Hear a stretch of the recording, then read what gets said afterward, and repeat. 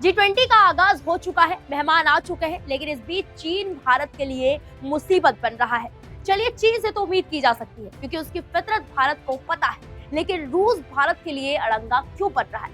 वो तो भारत का बहुत अच्छा दोस्त है, भारत के साथ उसके संबंध बहुत ही ज्यादा अच्छे हैं, तो फिर क्यों रूस चीन के साथ भारत के लिए मुसीबत बन रहा है?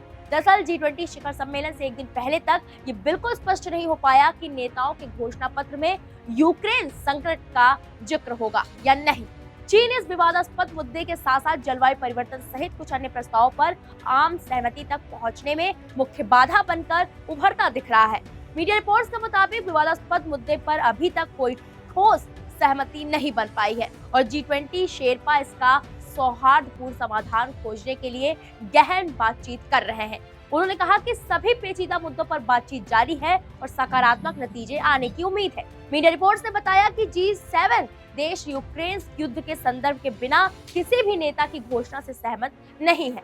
साथ ही अन्य पेचीदा मुद्दे भी इसमें शामिल हैं। बता दें कि G20 आम सहमति के सिद्धांत के तहत काम करता है और ऐसी आशंका जताई जा रही है कि आम राय के अभाव के कारण शिखर सम्मेलन संयुक्त नेताओं की घोषणा के बिना ही समाप्त हो सकता है। रूस और चीन दोनों पिछले साल बाली घोषणा में यूक्रेन संघर्ष पर 2 पैराग्राफ जारी करने पर सहमत हुए थे, लेकिन इस साल वो इससे पीछे हट गए, जिससे भारत के लिए मुश्किलें पैदा हो गई हैं। वित्त और विदेश मंत्रियों सहित भारत की G20 की अध्यक्षता में आयोजित लगभग सभी प्रमुख बैठकें यूक्रेन संघर्ष से संबंधित किसी भी विषय पर रूस और चीन के विरोध के कारण आम सहमति वाले दस्तावेज जारी नहीं हो सका था। भारत के G20 शेरपा अमिताभ कांत ने कहा कि नई दिल्ली के नेताओं की घोषणा वैश्विक दक्षिण और विकासशील देशों की आवाज को प्रतिबिंबित करेगी। उन्होंने कहा, हमारे नई दिल्ली के नेताओं की घोषणा लगभग तैयार है, मैं इस पर ध्यान नहीं देना चाहूंगा क्योंकि शिखर सम्मेलन के दौरान नेताओं को इस घोषणा की सिफारिश की जाएगी और नेता इसे स्वीकार करेंगे। नेताओं द्वारा इसे स्वीकार किए जाने के बाद ही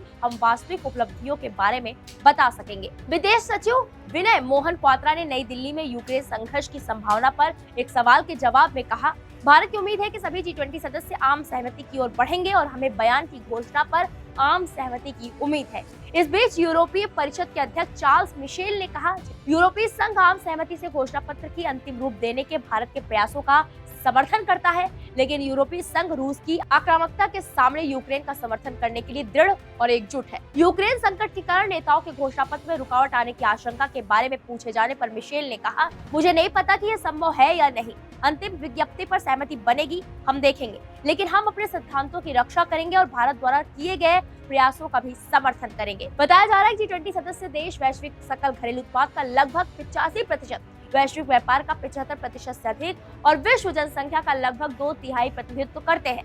समूह में अर्जेंटीना, ऑस्ट्रेलिया, ब्राजील, कनाडा, चीन, France, Germany, Bharat, Indonesia, Italy, Japan, Korea, गणराज्य, मैक्सिको, रूस, सऊदी अरब, दक्षिण अफ्रीका, तुर्की, यूके, अमेरिका और यूरोपीय संघ शामिल है।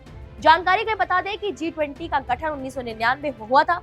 तब G20 वित्त मंत्री और केंद्रीय बैंकों के गवर्नरों का संगठन हुआ करता था। दरअसल 1997 से 98 में गंभीर आर्थिक संकट खड़ा हुआ, पूर्वी एशियाई देशों की अर्थव्यवस्थाएं ढह गई थी, इसलिए इसका गठन किया गया।